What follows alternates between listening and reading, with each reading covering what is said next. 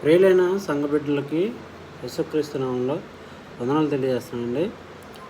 నేను బైబిల్ చదువుతున్న ప్రతిసారి నాకు అనిపిస్తుందండి, నా సహజ మొహాన్ని నేను అద్దంలో చూసుకుంటున్నట్టే ఉంటుందండి.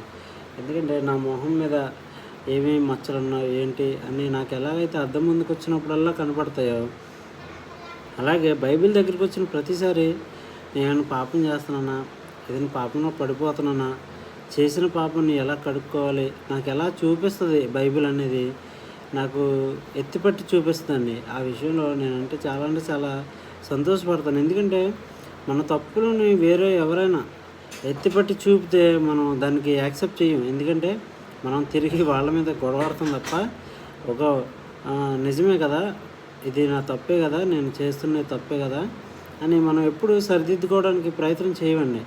కానీ బైబిల్ దగ్గరికి వచ్చేటప్పటికి దేవుడు స్వయంగా మనతో మాట్లాడుతున్నట్టే ఉంటాడు.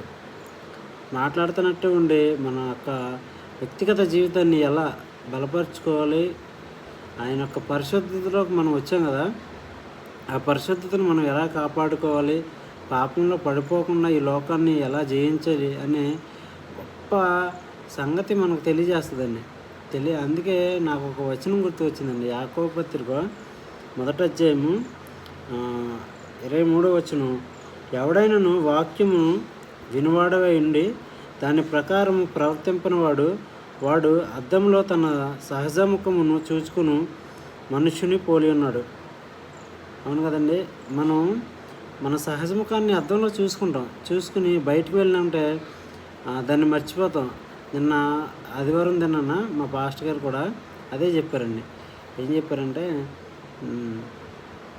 మన క్రైస్తవ్య భక్తి అనేది చర్చిలో ఉన్నంతసేపు అందరూ సైలెంట్గా ఏదో మనం ఎవరితోనూ ఏ గొడవలో అల్లరి పాపం లేకుండా బ్రతుకుతున్నట్టు చాలా శ్రద్ధగా విన్నట్టు యాక్టింగ్ చేస్తాం. కానీ మన భక్తి జీవితం అనేది చర్చి దాటి బయటికి వెళ్ళాక అప్పుడు మొదలవుతుందని మా పాస్టర్ గారు చెప్పినప్పుడు నాకు చాలా ఆనందం వేసింది. ఎందుకంటే మనం భయం పుట్టాలండి. బయటకు వెళ్ళినప్పుడు మనం ఎలా బ్రతుకుతున్నాం, ఈ లోకంలో యేసుక్రీస్తు మాటల చేత పట్టబడిన మనం ఎలా బ్రతుకుతున్నాం అనేది ఒకసారి సరిచూసుకోవాలి.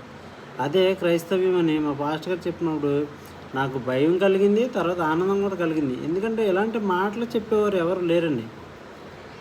యేసుక్రీస్తు మాత్రమే జీవపు మాటలు చెప్పాడండి. అందుకే